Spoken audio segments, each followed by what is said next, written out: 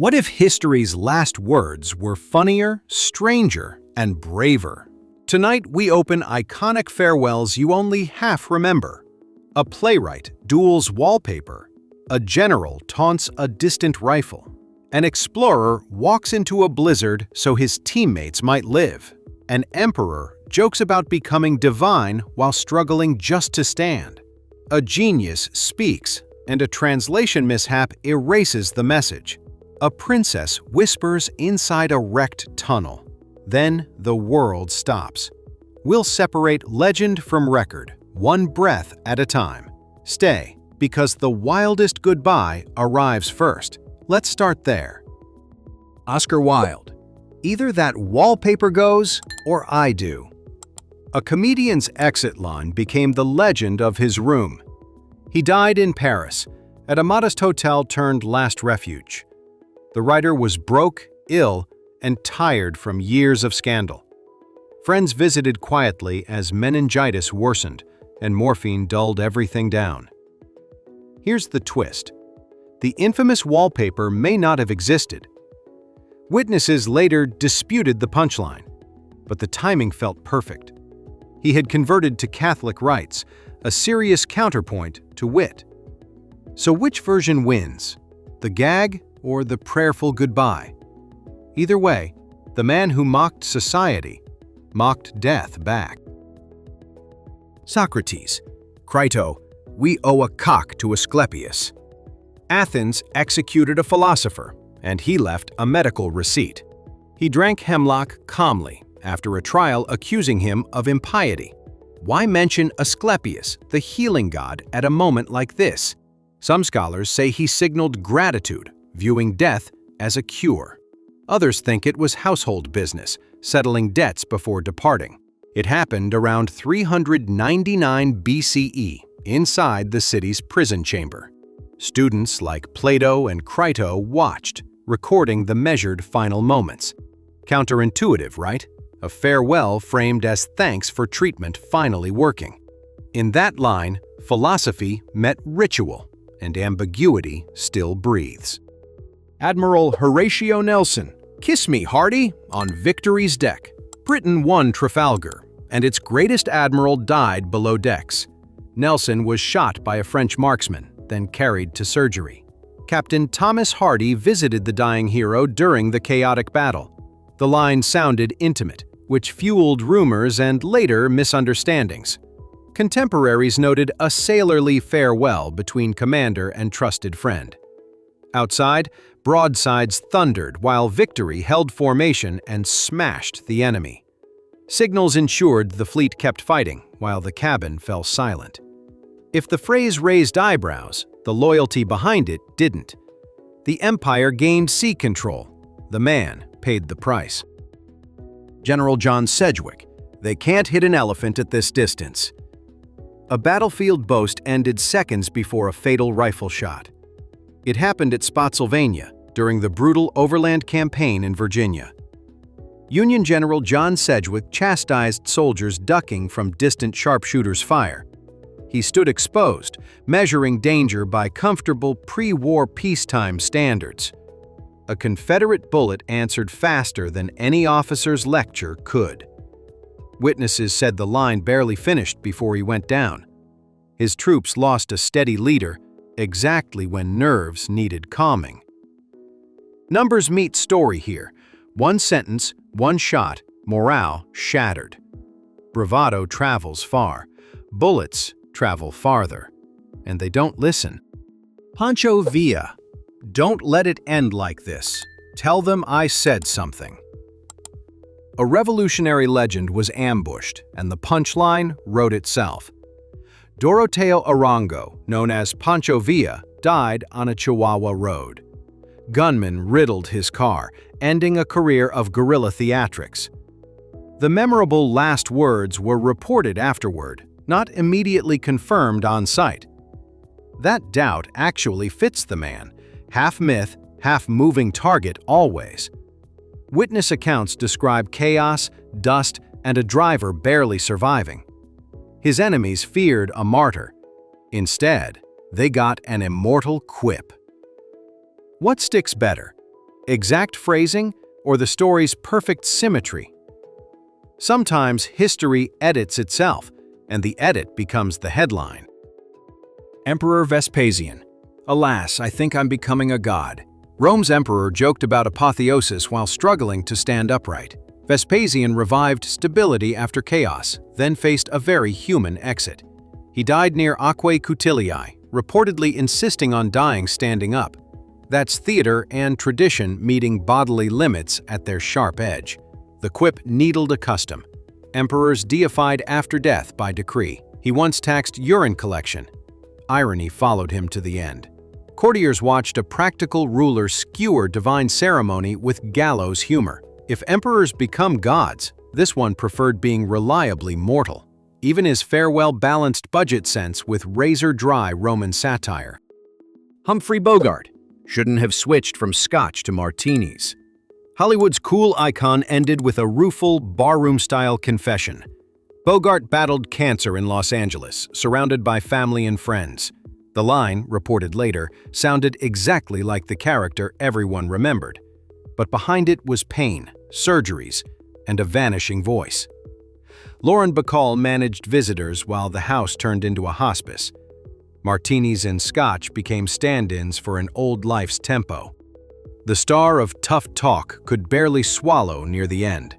Was it really said or polished in retelling later? Either way, timing and tone nailed the Bogart brand goodbye. Voltaire.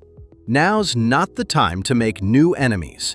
Paris watched its sharpest tongue parry one last clerical challenge. Voltaire was urged to renounce the devil as death approached.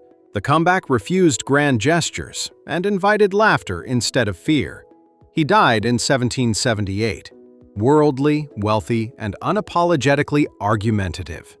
Friends remembered a final scene matching his lifelong theater of reason.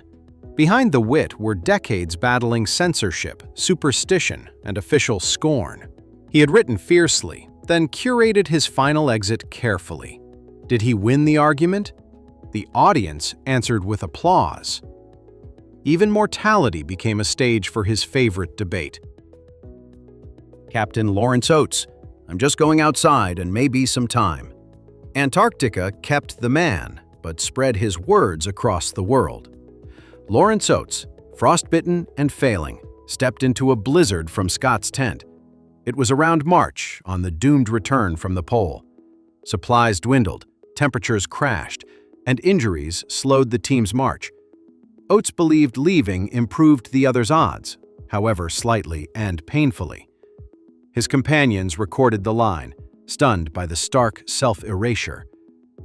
England later framed it as stoic sacrifice, bound to empire myth. But the diary pages show cold, hunger, and calculation, not romance. Sometimes heroism is arithmetic under wind so loud it roars. Richard Feynman. I'd hate to die twice. It's so boring. A Nobel laureate wrapped physics humor around a failing body's timeline. Feynman's kidneys were failing in Los Angeles after long cancer fights. He had investigated disasters, taught curiosity, and delighted in tough puzzles. Hospital monitors replaced classrooms, and friends rotated bedside shifts quietly. The quip, recorded by family, sounded like his seminar's closing beats. He once said doubt was knowledge's engine.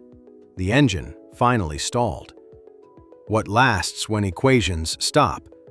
The attitude that made them dance. It's the rare joke that compresses terror, defiance, and relief. He gave uncertainty dignity, then faced the ultimate unknown, smiling. King George V. Bugger Bogner about his seaside honor. A town chased royal blessing and got a grumpy send-off. The king lay dying in London after years of fragile health. Officials considered renaming Bogner to honor his convalescent stays. The supposed retort dismissed the idea with trademark sandpaper dryness. Meanwhile, his physician reportedly hastened death to meet morning headlines.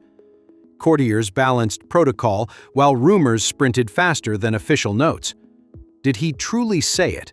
Witnesses differ. Newspapers loved it. Either way, the monarchy kept its mystique and its prickly humor. Sometimes brand management meets bedside realism, and realism wins decisively. Ludwig van Beethoven.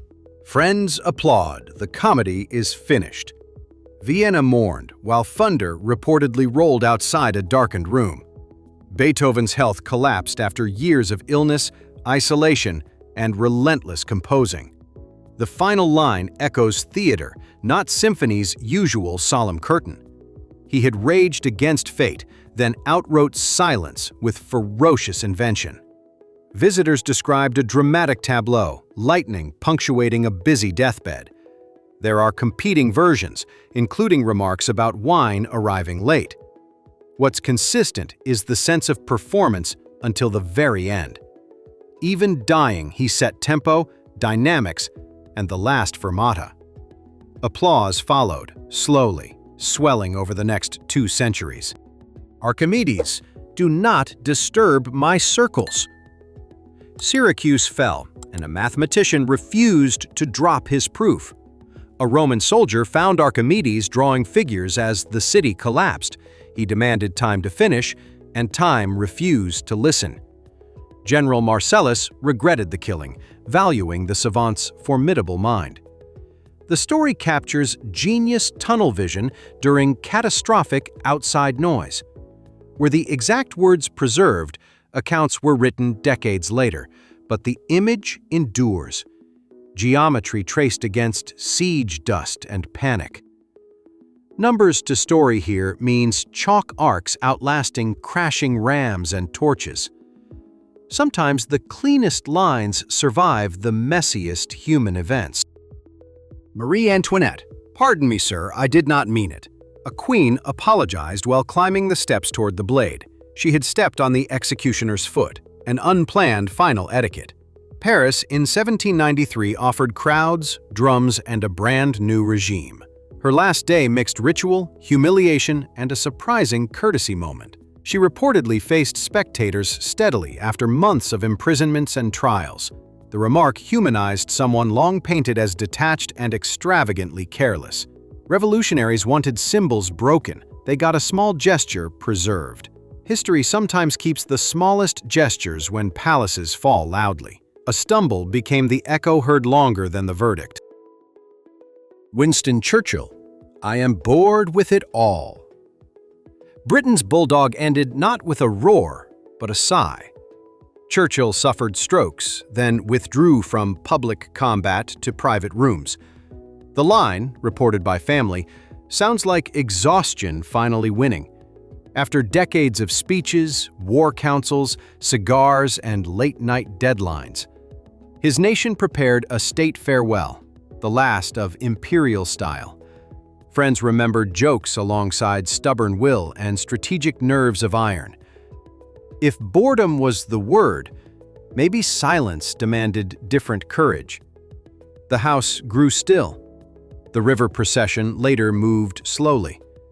Even titans meet plain human tiredness at the curtain call. Nostradamus, you won't find me alive at sunrise. A prophet forecast his own condition with eerie bedside efficiency. The physician-astrologer battled illness in Salon de Provence during a heavy summer. He reportedly told his secretary he'd be gone by morning. At dawn, the prediction matched the scene exactly as described. Skeptics note timing can be guessed when decline is obvious. Believers point to a lifetime of cryptic stanzas and coincidences. Either way, this last forecast required no riddle, just honesty. It's the rare prophecy that clears fog rather than adding more. For once, everyone agreed on what the message actually meant. Steve Jobs. Oh wow! Oh wow! Oh wow! A titan of gadgets left with 3 small words and wonder. He died in Palo Alto after a long fight with cancer. Family gathered around a bed that built more screens than most. Those words were remembered by relatives. Simple and strangely childlike amazement. No product launch, no slides, just breath and a fading cadence. The man who sold delight seemed surprised by something beyond pitch. What did he see? Nobody knows, and maybe that's right. Sometimes the best interface is silence, and the loading stops. Behind the mystique was a family watching, then holding each other. Albert Einstein, last words lost. Nurse didn't understand his German. Humanity's favorite genius said something, and history promptly misplaced it. Einstein died in New Jersey, refusing more surgery on a failing aorta. A nurse heard him speak softly in German as breathing slowed. She didn't understand the language, and the sentence vanished instantly. Meanwhile, a pathologist removed his brain, starting decades of controversy. Friends remembered jokes, violins, and long walks at the Institute. He'd warned against hero worship. Irony followed him past the curtain. What lingers is the silence where a famous sentence should be. Sometimes the universe hides answers inside the simplest translation problem. King Charles II. I am sorry to be so long, a-dying. A court famous for revelry faced a long, messy goodbye. Charles suffered seizures and treatments that probably made matters worse. He apologized to attendants for taking too much of their time. That wry courtesy matched the reign balancing politics with theatrical ease. Physicians tried elaborate remedies while courtiers whispered succession predictions nearby. He asked rivals be treated kindly, diffusing tension with gallant gestures. London watched for signals about religion, heirs, and foreign entanglements next. In the end, the apology outlived the intrigues surrounding it. Sometimes manners win headlines when policy runs out of steam. Pablo Picasso, drink to me, drink to my health. Farewell, modern art's giant toasted life before turning away from the table. Picasso died in Mougins after an evening with close friends. The words fit a host famous for parties and reinventions. He had painted through wars, loves, and endless shifting blueprints. That night ended with a simple ritual, no manifesto attached. It felt like signing a canvas with a last loose line. His widow managed the house as news raced across Europe. Collectors listened for market tremors. Painters listened for permission. Again. The glass went down, and the decades kept clinking afterward. Bob Marley, Money Can't Buy Life, to his son. Reggae's global voice ended with a short sermon to family. Marley returned from treatment abroad, then collapsed on a flight. He died in Miami, exhausted by cancer spreading for years. The final remark was remembered by his son at bedside. Around him stood friends who had toured, prayed, and argued. Managers tallied contracts, fans tallied memories from smoky halls worldwide. He fused music with mission, then narrowed it back to breath. That last message cut through amplifiers louder than stadium speakers. Fame negotiated everything except the final bill nobody avoids. Frida Kahlo, I hope the exit is joyful and never return. A painter of pain wrote a line that felt like fireworks. Frida died in Mexico City after surgeries, infections, and relentless complications. The phrase appears in her diary near the final entries. That blend of celebration and refusal matched her visual language perfectly. Her house, the Blue House, soon became a shrine of color. Diego Rivera grieved publicly, then curated her myth alongside murals. Visitors still line hallways where crutches, corsets, and sketches whisper loudly. She made suffering visible, then tried to outlaugh it at last. The goodbye reads like a brushstroke, refusing to lift. Emily Dickinson, I must go in, the fog is rising. A recluse described weather while stepping across the final threshold. Emily died in Amherst, surrounded by family who saved her notes. The line reads like a New England forecast and prayer combined. Friends found poems sewn into fascicles, quiet storms bound in paper. Her late life was housebound, yet the imagination traveled continents. A lifetime of small rooms ended with a panoramic metaphor. Did she speak it or write it? Accounts differ slightly. Either way, it captures vision sharpening as bodies blur away. The fog lifted for readers decades after the funeral ended. Thomas Edison. It is very beautiful over there. The Wizard of Menlo Park pointed past the bedroom window. Edison died in New Jersey, with family holding his hands. He reportedly looked toward light outside and offered gentle reassurance. Strange, right? A king of wires describing something beyond circuits. His inventions had tamed nights. Now, night pressed its quiet claim. Colleagues remembered relentless experiments, jars, and coffee-fueled stubbornness. A nation dimmed lights briefly, honoring the man who brightened evenings. If there's beauty beyond, he previewed it with an engineer's understatement. Even skeptics liked the phrasing. Simple, almost like a sketch. Leonardo da Vinci. I have offended God and mankind. A Renaissance mind measured himself and found the distance still large. Leonardo died in France after years under royal patronage's protection. He reportedly regretted unfinished ideas more than any public scandal. His notebooks show engines, flights, and anatomical studies ahead of time. Kings visited. Apprentices organized sketches, while the master faded slowly. The humility surprised some, given his unmatched range across disciplines. But perfectionists often judge hardest when checklists stop completing themselves. He left a studio of puzzles that fueled 5 centuries' curiosity. Even his apology felt like a blueprint for relentless standards. Benjamin Franklin. A dying man can do nothing easy. America's favorite pragmatist framed death as another tricky household task. Franklin struggled to breathe in Philadelphia, shifting painfully in bed. He joked that even basic movements had become impossible chores. Family gathered while doctors debated remedies already tried without success. He'd negotiated treaties, storms, and electricity. This was stubborn in comparison. Neighbors expected a pithy epigram, and yes, they got one. It wasn't heroic, just honest about bodies refusing instructions. Simplicity stole the scene, stronger than lightning and clever aphorisms.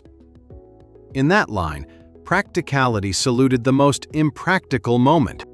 Stonewall Jackson. Let us cross the river and rest.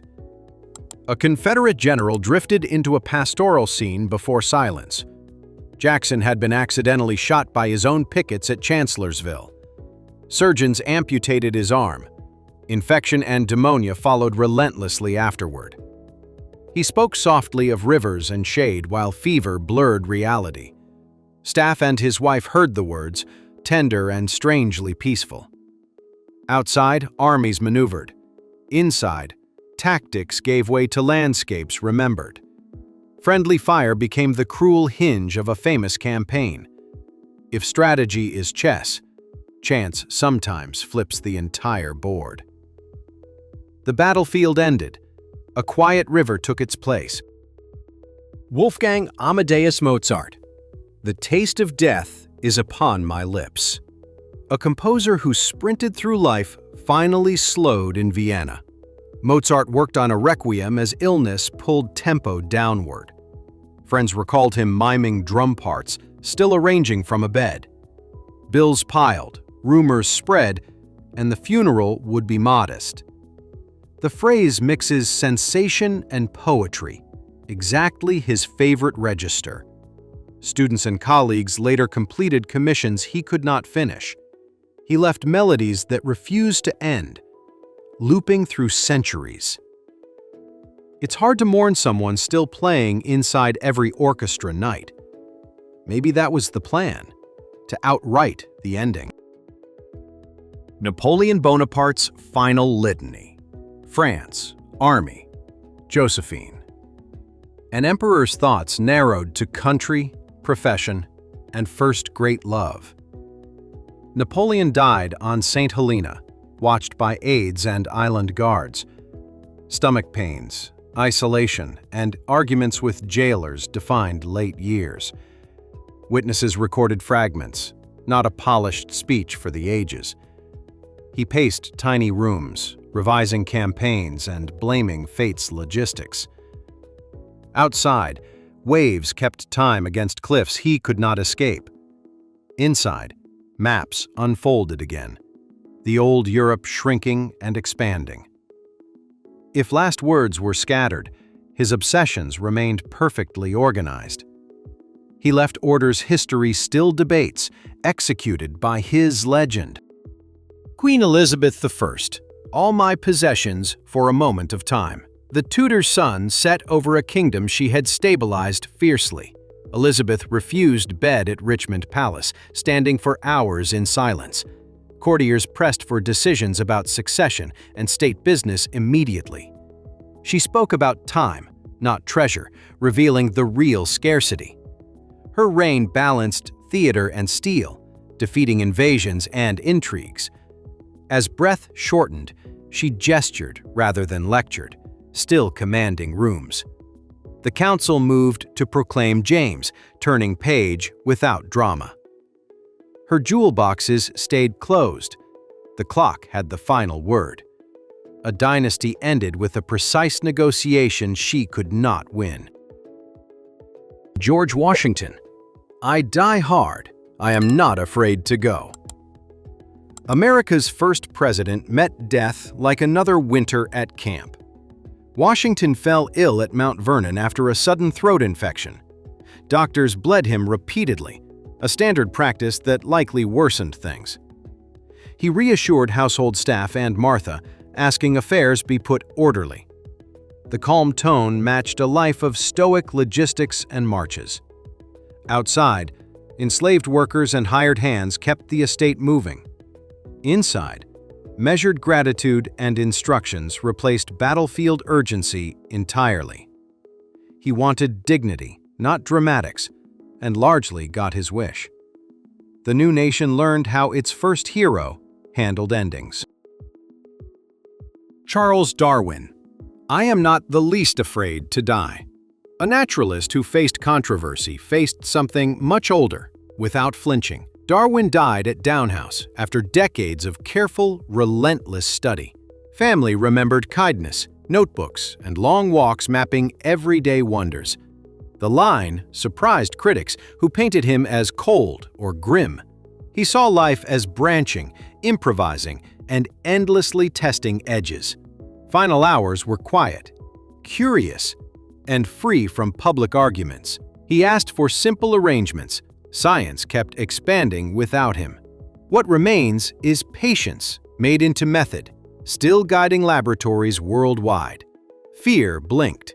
Observation kept looking, even as eyes closed. Sir Walter Raleigh. Strike, man, strike, to the executioner. A courtier turned explorer met the block with stagecraft and steel. Raleigh addressed onlookers calmly after years of prison and plots.